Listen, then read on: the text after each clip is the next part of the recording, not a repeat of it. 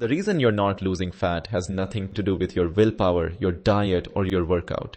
It's because your body stores fat in completely different layers, and you've been attacking the wrong one the entire time. Here's the truth nobody tells you. Fat isn't just fat. It's not one uniform blob sitting under your skin, waiting to disappear when you eat less. Fat exists in distinct layers throughout your entire body, and each layer behaves completely differently. Some layers burn off quickly. Some are almost impossible to touch. And one specific layer is silently destroying your health even if you look completely lean on the outside. So let's break this down layer by layer because understanding this changes everything. The first layer is the one you can grab. Subcutaneous fat sits directly beneath your skin, right on top of your muscles. This is the stuff that jiggles, the love handles, the belly pouch, the thighs. Now here's something most people get wrong about subcutaneous fat. It's actually not your biggest health threat. Yes, it's frustrating aesthetically. Yes, it's what most people want to lose. But from a pure health standpoint, subcutaneous fat is relatively benign. Your body stores it there almost like a safety reserve. It's metabolically slower, meaning it doesn't release fatty acids into your bloodstream as aggressively. Losing it requires consistency, a sustained caloric deficit, and patience. There's no hack here, just time and discipline. But here's where it gets really interesting. Beneath your subcutaneous fat, tucked deep inside your abdomen, wrapped around your internal organs, is visceral fat. And this is the dangerous one.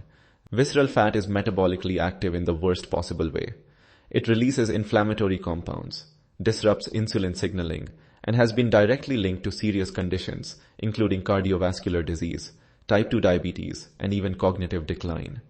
The terrifying part is that visceral fat doesn't always show.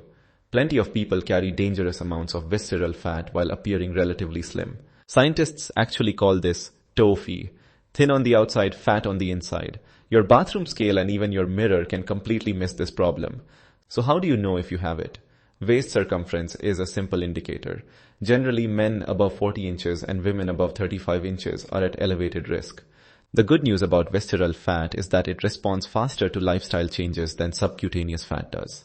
Consistent cardio, particularly aerobic exercise, targets visceral fat aggressively. Clean up your diet, reduce processed foods and alcohol, manage your stress levels, and visceral fat starts retreating relatively quickly compared to that stubborn subcutaneous layer. Now here's the layer most fat loss content completely ignores. Intramuscular fat. This fat lives inside your actual muscle tissue between the muscle fibers themselves. Elite endurance athletes have well-developed intramuscular fat stores that they use as fuel during long efforts.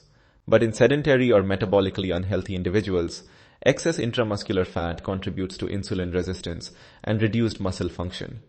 Resistance training and cardiovascular conditioning both help regulate this layer effectively. Then there's ectopic fat. This is fat that accumulates where it should never be, in your liver, your heart, your pancreas. Fatty liver disease is one of the most common consequences of ectopic fat accumulation, and it often develops without any noticeable symptoms until serious damage has occurred. Poor diet quality, excessive sugar consumption, and a sedentary lifestyle are the primary drivers here. So what does all of this mean for your fat loss journey? First, stop chasing the number on the scale as your only metric. You could be losing subcutaneous fat while visceral fat stays elevated. Or worse, you could be losing muscle mass while fat percentages stay the same. Body composition matters infinitely more than body weight. Second, you need to attack fat loss from multiple angles simultaneously. Strength training preserves and builds muscle, which increases your resting metabolic rate. Cardiovascular exercise, especially sustained aerobic work, is particularly effective against visceral fat. Nutrition quality determines whether your liver and organs are accumulating dangerous ectopic deposits. Sleep and stress management directly influence where your body stores fat and how willing it is to release it. Third, patience is not optional. Your body has a hierarchy when it comes to burning fat. It will often release visceral fat before deeply embedded subcutaneous fat, which is why people sometimes look leaner in their midsection before the stubborn areas change. The biggest mistake people make is treating fat loss like a single problem with a single solution. Cut calories. Done. But fat is a complex dynamic system with multiple layers responding to different stimuli.